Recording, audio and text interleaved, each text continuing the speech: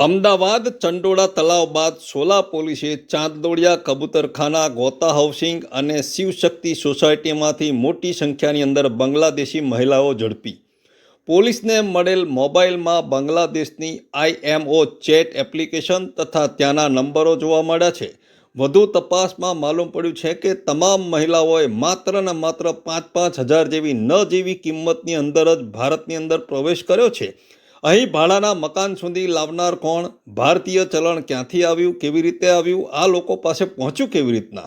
ભારતના રાજકારણના વોટ બેંકની આ રમત છે, જે પોતાની ખુરશી ઉપરનું પદ મેળવવા માટે આપણા દેશના કેટલાક લાલચુ નેતાઓ પોતાની હદ વટાવીને દેશદ્રોહના કાર્યો કરે છે. આવા નેતાઓ ભારતના ભવિષ્ય માટે જોખમકારક ગણાય. પોતાના વોટની લાલચમાં ઘૂસણખોરો અને ભારતની અંદર પગભર કરવા તૈયાર હોય આવા નેતાઓને વોટ આપવો તો દૂરની વાત છે, દેશદ્રોહી જાહેર કરી આપણા ભારતની નાગરિકતા પણ છીનવી લેવી જોઈએ. આપનો હરીશ બ્રહ્મભટ્ટ. વંદે માતરમ. ભારત માતા કી જય.